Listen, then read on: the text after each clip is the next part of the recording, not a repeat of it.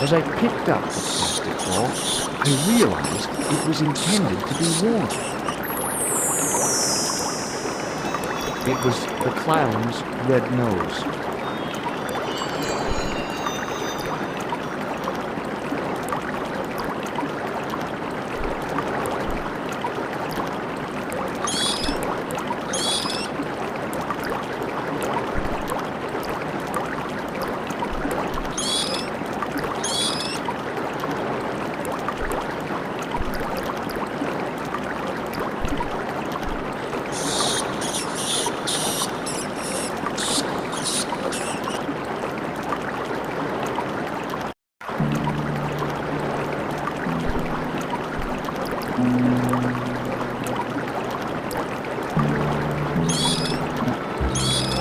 I scooped up the soggy tissue. It was cold and greasy, like breakfast leftovers.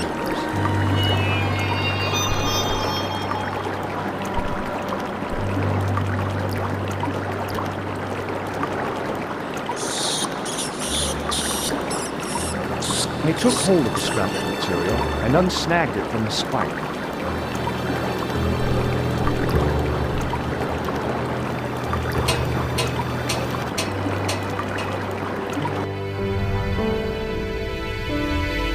Hi there. Hold it right there. You sore rat. I knew you'd come back. And now I've got you. What are you talking about? You're trespassing. Come out of there immediately. That's what I'm trying to do. Give me your hand. Ha! You won't catch me with tricks like that. Keep your distance, monsieur. Okay, okay. Now, what were you looking for? I was looking for a clown. Huh, ridiculous. Do you really expect me to believe that? He planted a bomb in the cafe and blew it up. What? The cafe? Blown up? Mon Dieu, that is awful. And you say the person responsible was dressed as a clown? That's right. He blew up the cafe, escaped into the sewer, changed his clothes, and came up here. Mon Dieu! Then, the man I chased, do you think that man and the clown are one and the same? Well, yes, it had crossed my mind. Ah, that still does not explain what you are doing down the sewer. For all I know, you are in league with him. Oh no, I'm just a tourist. Most tourists are content with the Eiffel Tower, the Louvre, or the Pigalle. I didn't realize my waste pipes were such an attraction. Tell me about the man you apprehended. What is there to tell? He was a typical criminal type, just like you. Does the name Plantar mean anything to you? No, it doesn't. Who is he? The man who was killed in the cafe. I'm gonna find the guy responsible. I'll find him.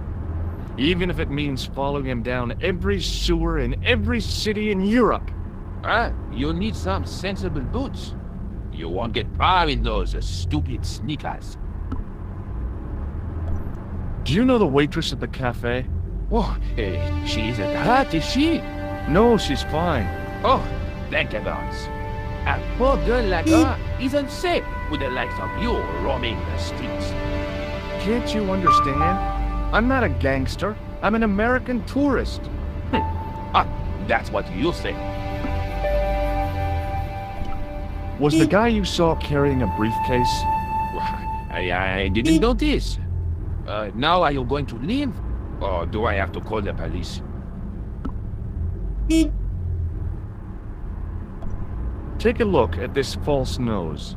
I've never seen it before in my life. Perhaps you'd like to take a look at my card?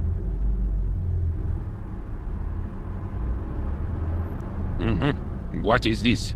Inspector Augustin Rousseau? What does that say? Hominoid Division? Homicide. I think the ink's smudged. Then you are not a tourist. Okay, I'm not. I lied to you, and I'm sorry. Don't apologize, monsieur. You know, I had a feeling there was something different about you. It is your posture, your poise. Oh yes, there is no mistaking the bearing of a disciplined man. And I should know. I was in the army, you know. When I was your age, I was fighting for my life in the African desert. How can I help you, Inspector? Let's start over from the beginning, and tell it just like it was.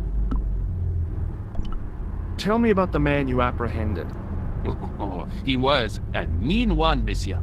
He grabbed me in an armlock. His face suddenly next to mine. His grip was like iron, but he did not know what he was up against. Oh no, he made a big mistake when he took on one of the desert hyenas. Yes, I get the picture. Does the name Plantar mean anything to you? No, it doesn't. Do you know the waitress at the cafe? So you don't want to hear about my experiences in the desert? I fought to make this country what it is today. I'm sure you did, but I'm a little short of time. Do you know the waitress at the cafe? You can't suspect her, surely. Just answer the question, please. Yes, I know her. Quite well, you could say. She came to work at the cafe, 6, 7 months ago. I look forward all week to the relief she gives me when she visits. Really? So you'd miss her if she wasn't there? Mais oui. Who else would I find to cut my toenails? Was the guy you saw carrying a briefcase? Why, yes, he was. Clutched in his arms like a baby. That belonged to his victim. Oh, what do you think was in it? Drugs? Stolen jewels? I don't know, but the killer thought it was worth a man's life. Nothing is worth that, monsieur. Does this piece of material mean anything to you? That is the same cloth as the jacket I found. I'd recognize that pattern anywhere. Now, about the jacket you found. Do you have it here? No, monsieur. One of the sleeves was badly torn, so I sent it for repair. A pity, because otherwise it was a fine piece of quality tailoring. It had the tailor's name inside on the label. Where did you send the jacket? I gave it to an itinerant Romani seamstress. Just my luck. Was there anything in the jacket pockets? Not a sou. You know what I think? Do tell me. He changed out of the clown suit and cunningly disguised himself as an ordinary person. Looks like I'm up against a mastermind. What was the name on the label? It was a foreign name. Todrick, I think. Did you get the address? There wasn't one, monsieur. Only a telephone number. Well, I don't expect you to remember a phone number you've only seen once. 74 98 08 59. You're kidding. That's his phone number? Yes, that is a little trick with numbers that I learned in the desert. I was taught the technique by a Tuareg shepherd. That's incredible. It comes in handy at the supermarket checkout. Do I get a reward? Honesty, monsieur, is its own reward. Then I'm glad I do not rely on honesty to pay the bills. What does this tissue mean to you? Nothing, monsieur. It's disgusting. What on earth possessed you to show it to me? Someone has emptied their nostrils into it. I have to be going. Thanks to your help, the citizens of Paris can sleep a little easier tonight. Vraiment? I was only doing my duty, monsieur. Good luck, Inspector. I hope you catch that killer soon. I'll let you out.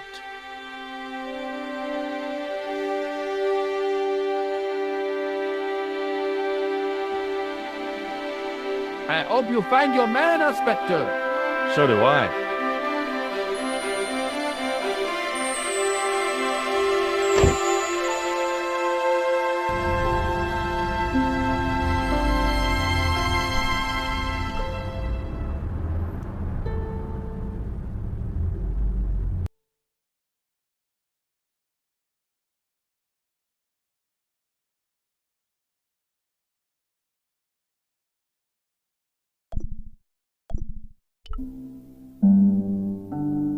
Hello?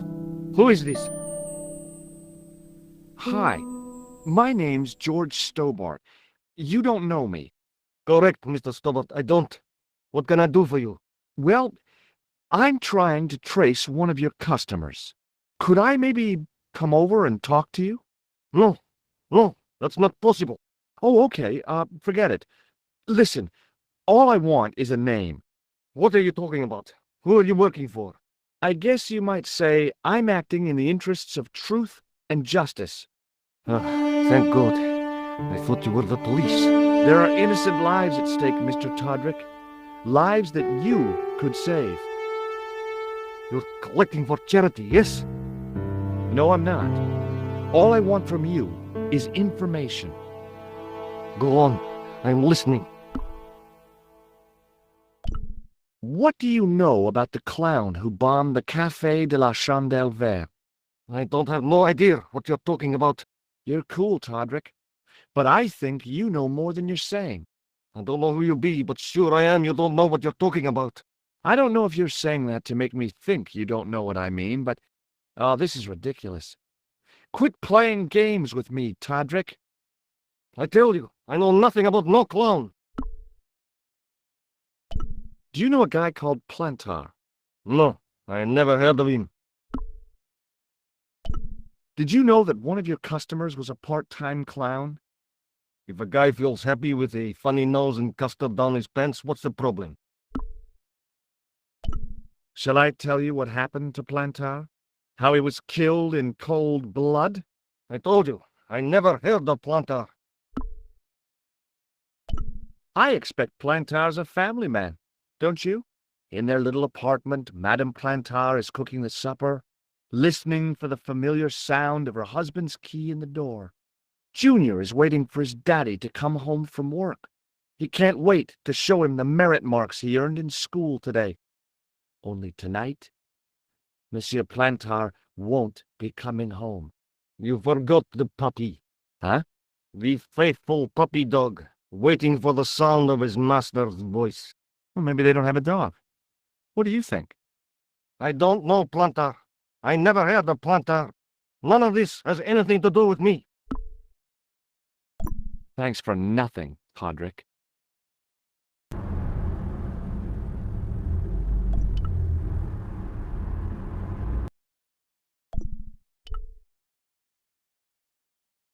Bonjour, Kula. Oh, hi. It's George Stobart, the American at the cafe. Ah, oui. You said to call if I could help. Have you any news for me? You bet. I met a witness who spoke to the clown. And I know where the killer gets his suits. No kidding. Hey, I'm impressed. You are? Well, it wasn't easy. Look, why don't you come here to my apartment? Fine. Where do you live? 361 Rue Jarry. Okay, I'll come right over.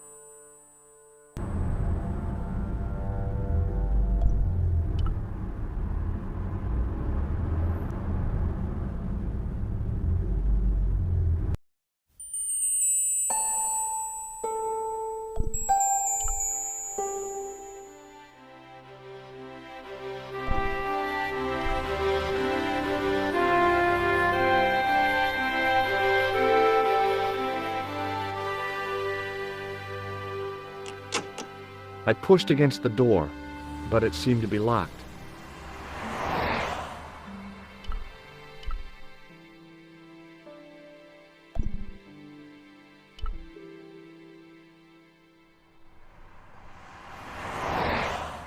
Oh, hi.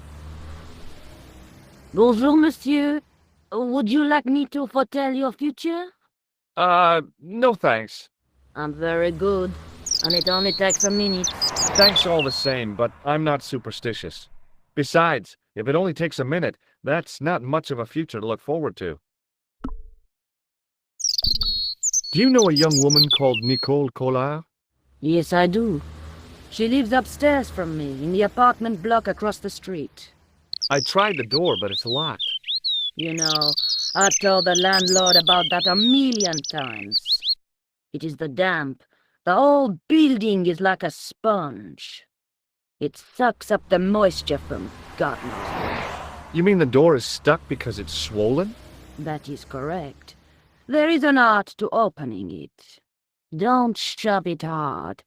Just give it a gentle nudge above the lock. Thanks for the advice. Are the flowers for sale? Oui, monsieur. Okay. I'll take a bunch of those white ones. I wouldn't do that if I was you. No? They are lilies, monsieur. Some people associate them with death. Yikes. Thanks for telling me. How long has Mademoiselle Collard lived here? A few months. She's in for a shock when the cold weather comes. Drafty windows, insufficient heating, it's a struggle to keep warm. The only reason I stay is because the rent is cheap.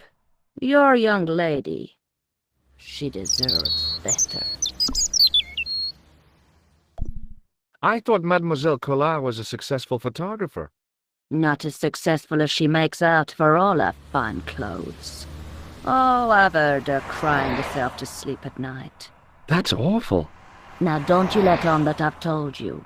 She's proud, that one. Too proud, if you ask me. I've changed my mind. Will you tell my fortune? You're going on a long journey. My, oh my. What a surprise. Can you tell me anything I don't already know? 10 francs, please, my dear. 10 francs? That's a ripoff. Please yourself. What other flowers do you have? Dahlias? What do they signify? Insecurity. I don't want to give her the wrong idea about me. See you later. That's right, monsieur. You will.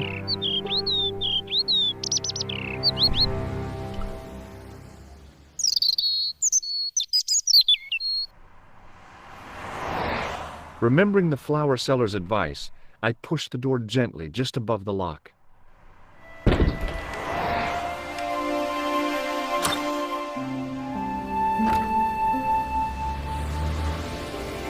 Bonjour.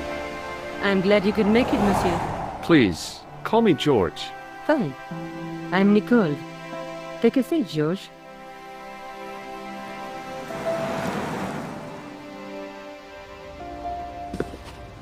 Eh bien? And what have you been up to? I've been exploring the sewers beneath the cafe. I thought I could smell something bad. The clown used the sewer to escape and to change out of his costume. I guess he was in a hurry. He left his jacket behind. And? I got his tailor's phone number. You had better luck than I did. Luck, she said. Luck! Hard work, I'd call it. What happened? I took my photographs to the editor, but he wasn't interested. Can you believe it? He told me to drop his story. But you're not about to do that. Oh no. I'm going to find out what's behind these killings. You know what I think? It's a conspiracy.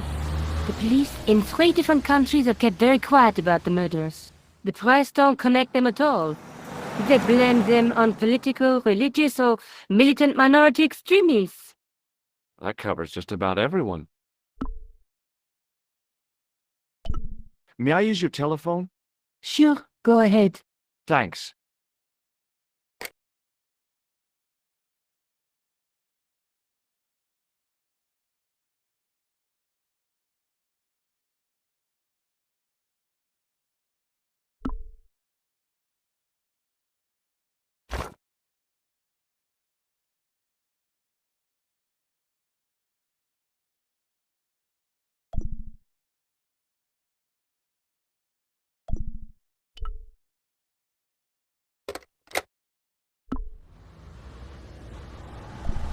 How did Plantar get your name?